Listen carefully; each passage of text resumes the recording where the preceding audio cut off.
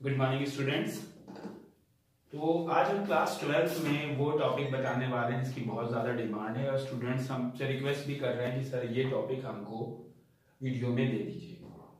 देखिए, जब हम चैप्टर नंबर 2 पढ़ते हैं जिसको चैप्टर का नेम है क्लास 12th में सॉल्यूशन, तो हम उस पर न्यूमेरिकल प्रॉब्लम्स को सॉल्व करते हैं, स्पेशली जब हम कॉलीगेटिव्स प्रॉपर्टीज पढ़ते हैं। हमने लास्ट वीडियोस कॉलीगेटिव्स प्रॉपर्टी पे बताए थे और उसमें 4 तरह की कॉलीगेटिव्स प्रॉपर्टी आई थी। लेकिन जब हम कॉलीगेटिव प्रॉपर्टीज को सॉल्व करते हैं तो न्यूमेरिकल करने में जो प्रॉब्लम्स आती हैं नॉन इलेक्ट्रोलाइट और इलेक्ट्रोलाइटिक सब्सटेंस के बारे में, वो आज हम डिस्कस करने जा रहे हैं।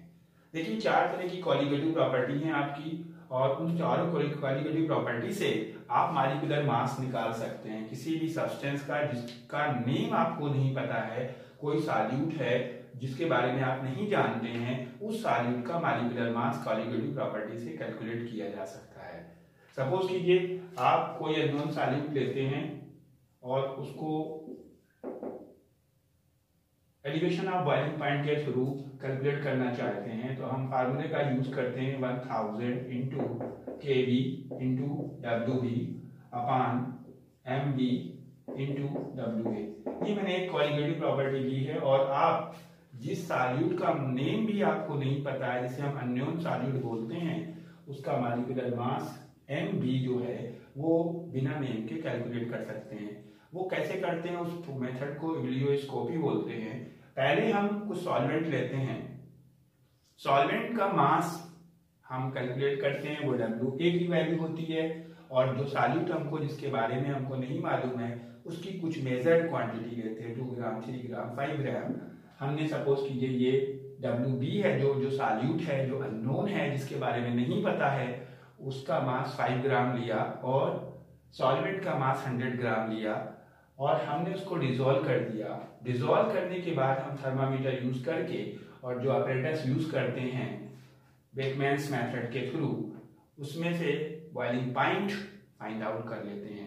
और सॉल्वेंट का बॉइलिंग पॉइंट जो होता है, जैसे हमने सॉल्वेंट लिया वाटर, तो सॉल्वेंट वाटर का बॉइलिंग पॉइंट हुआ आपका T1 और वो 100 डिग्री सेल्सियस होगा। और सॉल्यूट मिलाने के बाद 100 ग्राम सॉल्यूट लिया और उसमें फिर हमने 100 ग्राम सॉल्वेंट लिया और उसमें 5 ग्राम सॉल्यूट मिलाया, और मिलाने के बाद अब बॉइलिंग पॉइंट चेक किया। आपको ये पता है बॉइलिंग पॉइंट बढ़ जाएगा, बॉइलिंग पॉइंट बढ़ जाएगा, उसको हम T2 से इंडिकेट करेंगे। सपोज कीजिए 100.5 हो गया, इस दोनों को हम माइनस करके डेल TB यानी elevation in boiling point 100.5 minus 100 degree Celsius that's equal to 0.5 degree Celsius calculate कर लेंगे। लेकिन स्टूडेंट्स, ये तो हम कर ही रहे थे और सीख भी चुके।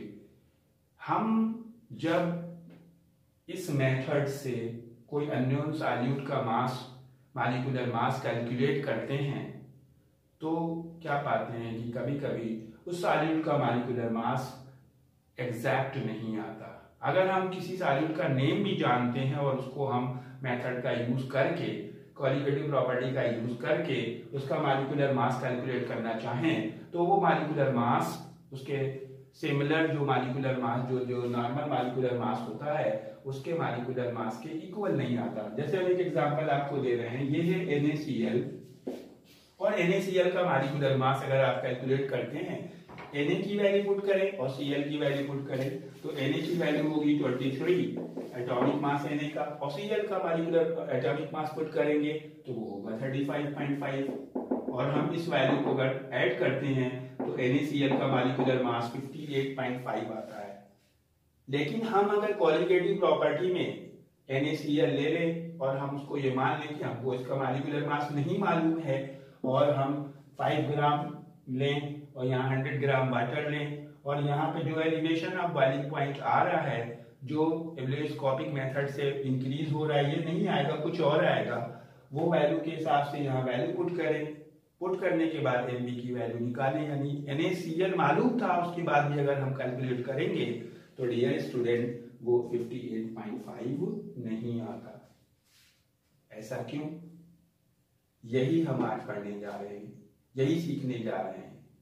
तो एक मॉलिक्यूलर मास है आपका जिसको हम कहते हैं नॉर्मल मॉलिक्यूलर मास। ये जो मॉलिक्यूलर मास है जो हमने फार्मूले के अकॉर्डिंग कैलकुलेट किया, NaCl में Na का एटॉमिक मास रखा, Cl का एटॉमिक मास रखा और उसको ऐड किया, 58.5 आया, इसे हम नॉर्मल मॉलिक्यूलर मास बोलते हैं, नॉर्मल मोलर मास बोलते हैं। लेकिन जो मॉलिक्यूलर मास या मोलर मास हम क्वालिटेटिव प्रॉपर्टी के थ्रू कैलकुलेट करते हैं वो हो सकता है सेम आ जाए या सेम ना आए। NaCl के केस में तो डेफिनेटली सेम नहीं आएगा। तो वो जो क्वालिटेटिव के थ्रू प्रॉपर्टी के थ्रू कैलकुलेट किया जाएगा या ऑब्जर्व करेंगे, that will be called abnormal molecular मास। कौन सा मॉलिक्यूलर मास? एबनॉर्मल मॉलिक्यूलर मास बोला जाएगा, एबनॉर्मल मॉलिक्यूलर या molar mass means the mass, molar mass of any solute calculated or observed by the any of the qualitative property। किसी भी qualitative property के through आप calculate करें, कोई जरूरी नहीं है कि ये आप एलिवेशन ऑफ बॉइलिंग पॉइंट से ही करें। किसी भी क्वालिटेटिव प्रॉपर्टी से आप अगर किसी भी सॉल्यूट का मोलर मास निकालेंगे तो वो उसके नॉर्मल मॉलिक्यूलर मास से डिफरेंट आ सकता है। कभी कभी सेम भी आएगा, ऐसा मैं नहीं बोल रहा कि हमेशा डिफरेंट ही आएगा, लेकिन हम अभी आप ये भी सीख जाएंगे कि कब डिफरेंट आएगा और कब सेम आएगा। तो जो मॉलिक्यूलर मास क्वालिटेटिव प्रॉपर्टी के थ्रू कैलकुलेट किया जाएगा, that will be called abnormal molecular mass and that will be the more than less than और equal to the normal molecular mass. तीनों केस उसमें हो सकते हैं, वो ज्यादा भी हो सकता है, वो कम भी हो सकता है और वो सेम भी हो सकता है नॉर्मल मॉलिक्यूलर मास के। ऐसा होता क्यों है पहले समझ लीजिए आप। NaCl है आपका, NaCl 2 टाइप्स के आयन से मिलके बना है, Na पॉजिटिव और Cl नेगेटिव। उसी तरह से हम अगर K2SO4 लेते हैं, K2SO4 में भी 2 टाइप्स के आयन हैं, K पॉजिटिव और SO4 डबल नेगेटिव। जब भी हम कोई ऐसा सॉल्यूट ऐड करते हैं जिसमें आयंस प्रेजेंट होते हैं और आयन ब्रेक हो सकते हैं, डिसोशिएट हो सकते हैं, तो उनके मोलर मास जो कि क्वालिटेटिव प्रॉपर्टी के थ्रू कैलकुलेट करे जाएंगे, एबनॉर्मल मॉलिक्यूलर मास जिसे बोलेंगे, उनकी वैल्यू नॉर्मल मॉलिक्यूलर मास से कम होगी। The reason of different molar mass or you can say abnormal molar mass is dissociation or association of the solute। Means अगर सॉल्यूट में डिसोशिएशन या एसोसिएशन का प्रोसेस हो रहा है, सॉल्यूशन में मिलाने के बाद सॉल्यूट डिसोशिएट हो रहा है या एसोसिएट हो रहा है, तो जो मोलर मास आएगा वो नॉर्मल मोलर मास से डिफरेंट होगा, चेंज होगा। वो कम भी हो सकता है और ज्यादा भी हो सकता है। If the solute undergo dissociation, यानी कि डिसोसिएशन मींस सॉल्यूट ब्रेक हो रहा है, एक सॉल्यूट 2 आयंस में, 3 आयंस में, 5 आयंस में बन रहा है। 2 आयंस 5 आयंस का क्या मीनिंग है यहाँ पे? यहाँ पे 2 आयंस हैं, 2 आयंस का मतलब Na एक आयन, Cl एक आयन। K2SO4 में 2 टाइप्स के आयन हैं, लेकिन टोटल 3 आयन हैं। इसमें A के 2 आयन बनेंगे, 2 के पॉजिटिव और SO4 का 1 आयन बनेगा, SO4 डबल नेगेटिव। तो इसमें 3 आयंस बनेंगे। अगर कोई सॉल्यूट डिसोशिएट हो रहा है, आयंस में ब्रेक हो रहा है, 2 एटलीस्ट कम से कम तो 2 में होना ही होना है उसे, तो उसका जो मोलर मास निकल के आएगा क्वालिटेटिव प्रॉपर्टी के थ्रू, वो आपका नॉर्मल मॉलिक्यूलर मास से कम आएगा। और अगर कोई ऐसा सॉल्यूट आप ले रहे हैं जिसमें 2 सॉल्यूट के पार्टिकल 2 या 3 या उससे ज्यादा आपस में मिल रहे हैं, जुड़ के एक बड़ा मॉलिक्यूल बना रहे हैं, जिसे हम एसोसिएशन बोलेंगे, यानी कि 2 जुड़ गए एसोसिएट हो गए, एक बड़ा बन गया, या 3 जुड़ गए एसोसिएट हो गए, उस केस में molar mass normal molar mass से ज्यादा आएगा। सपोज कीजिए आप बेंजोइक एसिड लेते हैं, बेंजोइक एसिड या एसिटिक एसिड, इनके मॉलिक्यूल्स आपस में एसोसिएशन करते हैं और ये जुड़ करके एक बड़ा मॉलिक्यूल बनाएंगे, और उसका जब बड़ा मॉलिक्यूल बन जाएगा तो उसका मोलर मास भी ज्यादा हो जाएगा। ओके स्टूडेंट, जब हमने आपको बताया कि अगर सॉल्यूट डिसोशिएट या एसोसिएट हो रहा है तो उनके मोलर मास अलग अलग हो सकते हैं।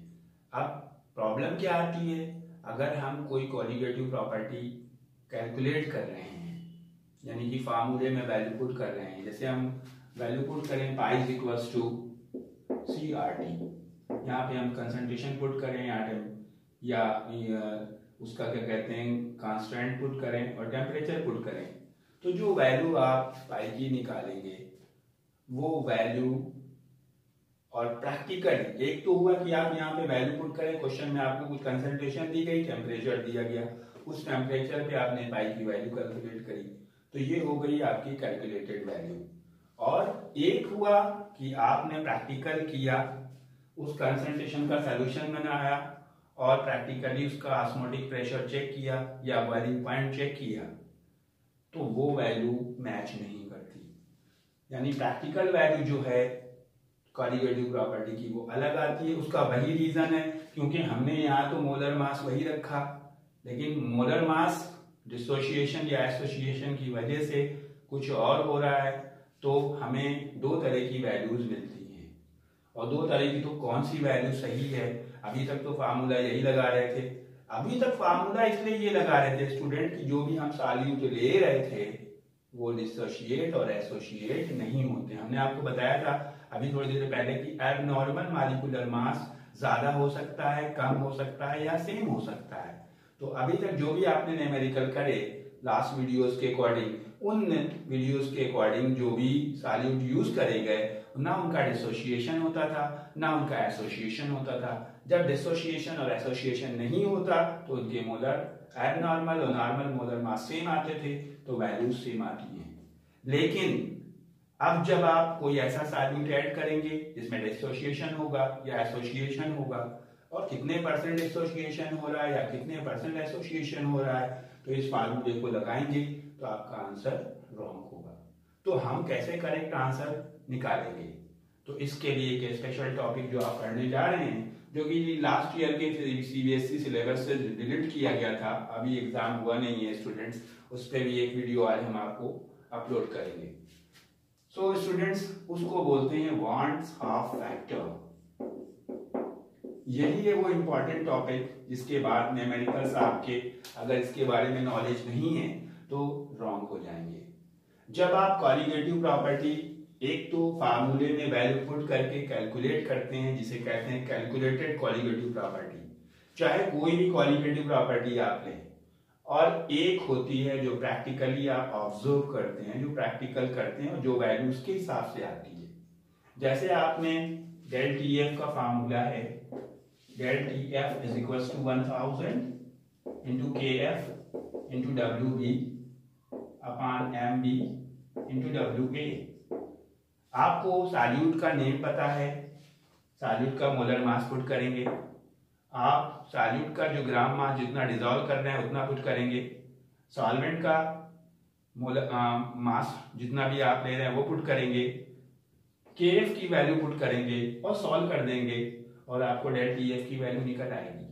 लेकिन जब आप एक कंटेनर लेंगे और उसमें जितने ग्राम सॉल्वेंट बोला गया उतना सॉल्वेंट लेंगे, उसके बाद जितना सॉल्यूट बोला गया उतना सॉल्यूट इसमें ऐड करेंगे। अब आप फ्रीजिंग पॉइंट चेक करेंगे, फ्रीजिंग पॉइंट हम यहाँ पे कैलकुलेट कर रहे हैं del T F, depression in freezing point, और फ्रीजिंग पॉइंट थर्मामीटर लगा के चेक करेंगे तो आप क्या पाएंगे कि ये वैल्यू और ये वैल्यू सेम नहीं आ रही है।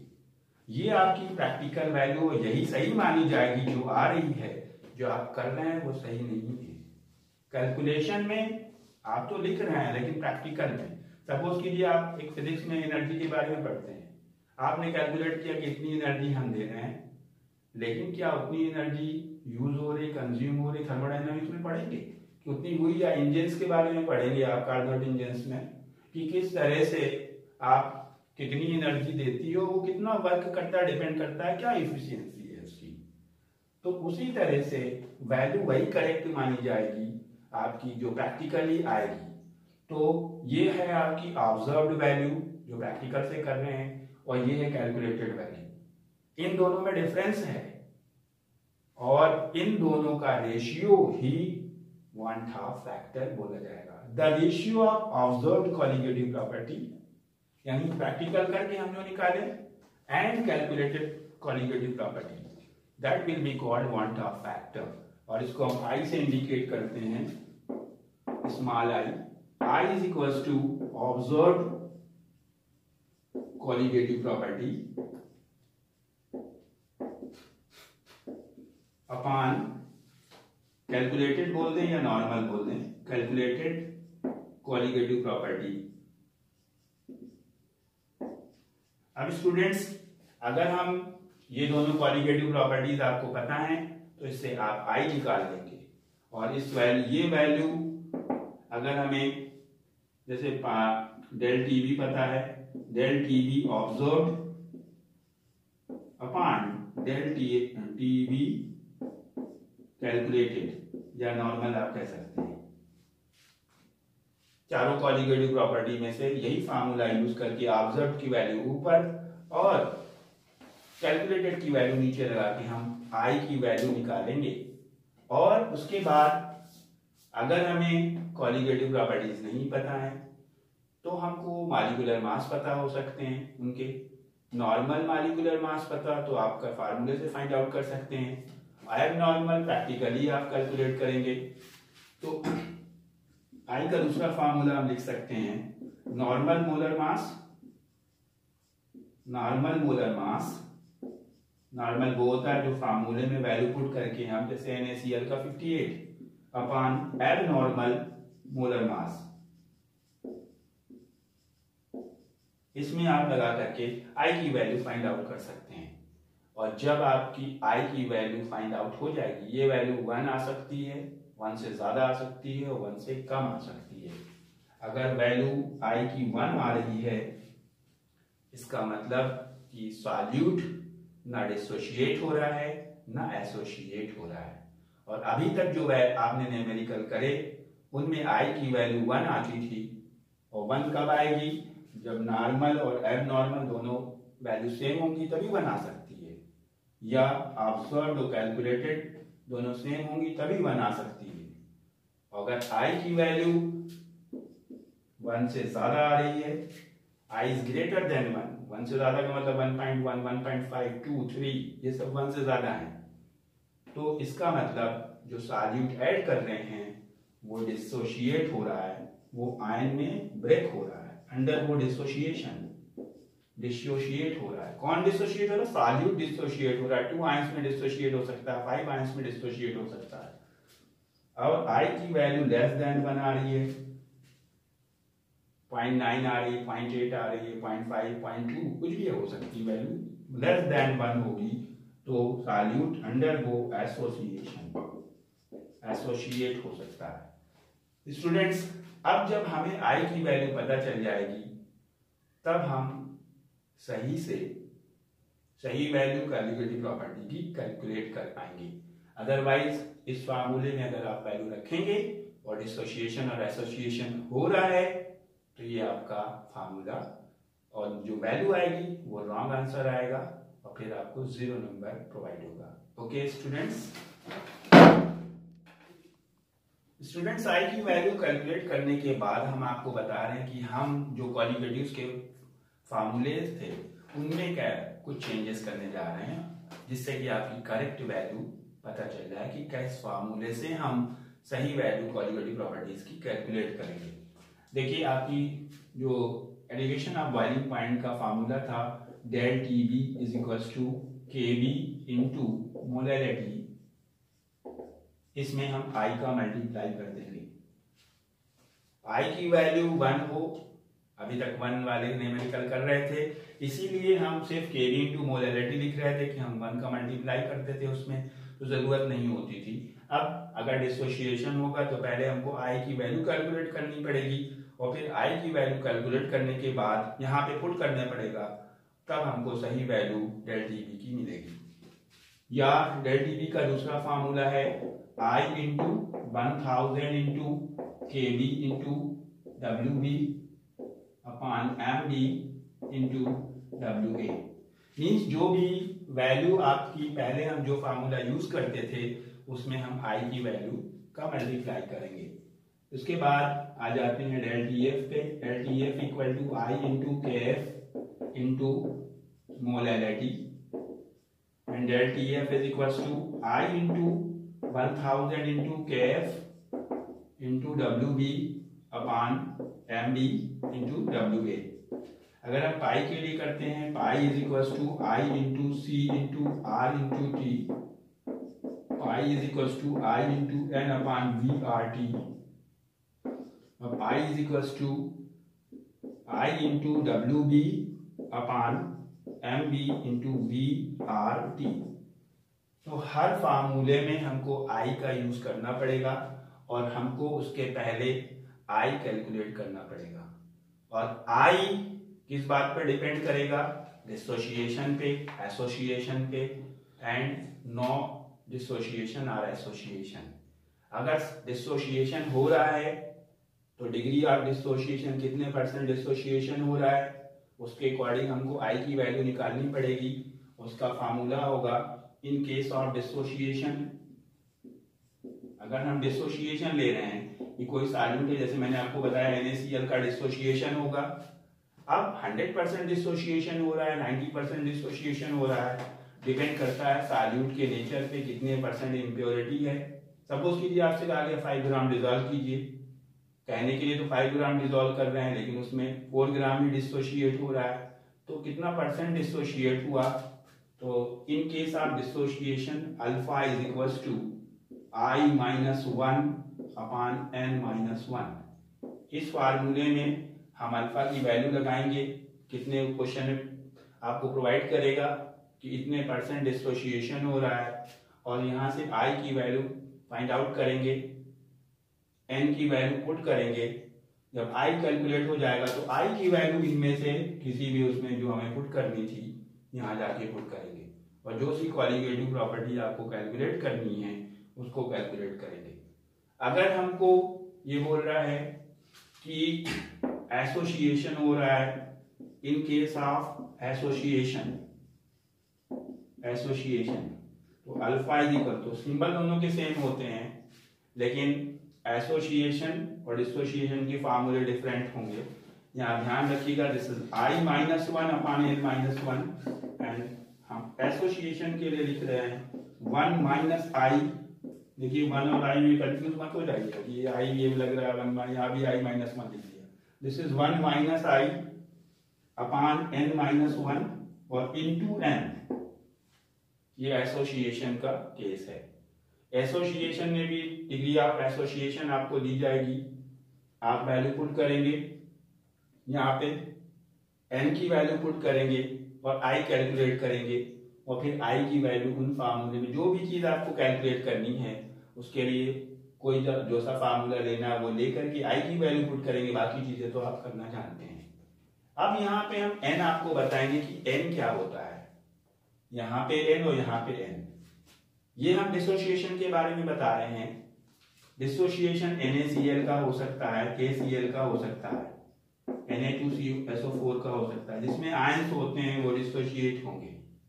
ये टोटल कितने आयन बनाएंगे? टोटल नंबर ऑफ आयन, एक Na का बनेगा, एक Cl का, टोटल 2 आयन होंगे, तो N की वैल्यू यहाँ पे 2 होगी, N इज इक्वल टू 2। इसमें भी 2 आयंस बनेंगे, K का 1 आयन, Cl का 1 आयन, इसमें भी N की वैल्यू 2 होगी।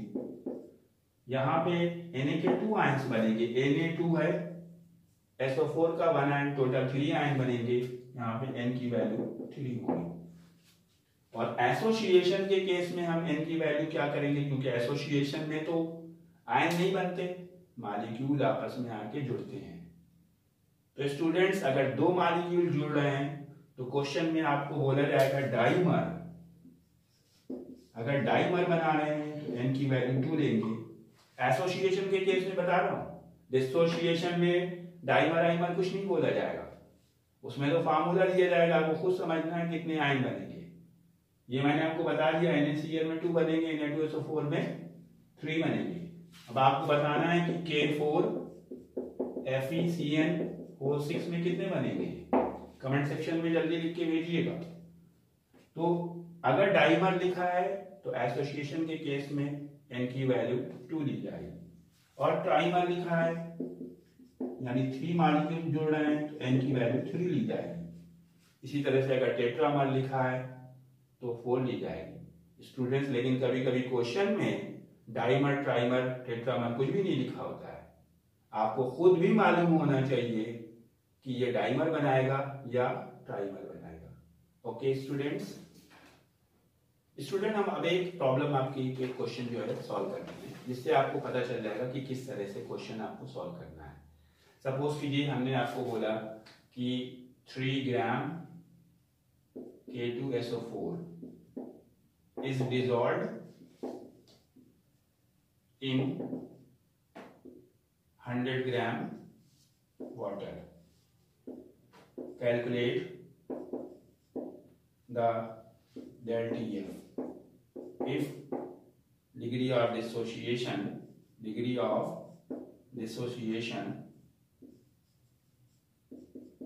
is 30%। स्टूडेंट्स अभी तक जो भी न्यूमेरिकल था उसमें ये नीचे जो सेंटेंस बोला हमने वो आपको नहीं दिया जाता था। अभी तक आप सिर्फ यही कैलकुलेट करते थे, calculate the degree, del T F, del T B, osmotic pressure, boiling point, freezing point. लेकिन अब ये जो वर्ड लगा ये सिर्फ इस वजह से लगा क्योंकि ये आपका जो K2SO4 है ये डिसोशिएट होगा। तो अब हमको क्या करना है, हमें वन हाफ फैक्टर का यूज करना पड़ेगा। अगर हम बिना आई लगाए पुराने वाले फार्मूले का यूज कर रहे बगैर हम ये वाला फार्मूला अगर लगा देंगे, यहाँ पे आई नहीं लेंगे, 1000 ले लें, KF की वैल्यू आपको क्वार्टर के लिए कांस्टेंट होती है 1.86, वहाँ पे नहीं दी गई है तो भी आप पुट कर देंगे, और WB की वैल्यू आपको दी गई है और WA के दी गई। K2SO4 का मॉलिक्यूलर मास आप कैलकुलेट कर सकते हैं, तो आपका आंसर रॉन्ग होगा क्योंकि उसमें आई दिया नहीं गया है और आपको पहले आई कैलकुलेट करना पड़ेगा। हम आई कैसे कैलकुलेट करेंगे, इसीलिए मैंने कोई भी फार्मूले को डिलीट स्क्रीन से नहीं किया, डिसोसिएशन का फार्मूला यूज करेंगे। यहाँ पे अल्फा की वैल्यू पुट करेंगे, 30% दिया गया है, परसेंट में दिया गया है यहाँ पे 0.300 से डिवाइड करके अल्फा कैलकुलेट करेंगे। पहले हम ये पोर्शन डिलीट कर रहे हैं आपका, देखिए यहाँ पे अल्फा की वैल्यू लगाएंगे 0.3 और आई -1, आई हमको नहीं मालूम, हमने बताया था n की वैल्यू सॉल्यूट के अकॉर्डिंग अगर नाम दे देते तो आप फार्मूला सही नहीं लिख पाते, तो n नहीं निकाल पाते तो आई गलत निकलता, ये भी ध्यान रखिएगा। तो सारी केमिस्ट्री आपकी यहीं पे लग जाएगी अगर आपने 9th-10th में प्रॉपर नहीं पढ़ा है। K2SO4 फार्मूला है, इसमें 3 आयंस बनेंगे, n की वैल्यू जैसे Na2SO4 में 3, यहाँ पे 3 लेंगे, -1 हो गया 2.3 इज इक्वल्स टू I -1/2 और इसका फिर मल्टीप्लाई हुआ 0.6 इज इक्वल्स टू I -1 इधर ट्रांसफर हुआ, I इज इक्वल्स टू 1.6। देखिए स्टूडेंट अभी मैंने बताया था कि अगर I की वैल्यू 1 से ज्यादा आ रही है तो इसका मतलब डिसोसिएशन हो रहा है। जब आप I कैलकुलेट करेंगे तो आप देख लें कि क्वेश्चन में डिसोसिएशन बोला गया है, I की वैल्यू 1 से ज्यादा आ रही है या नहीं आ रही है, यहीं पे कोई मिस्टेक हो गई है।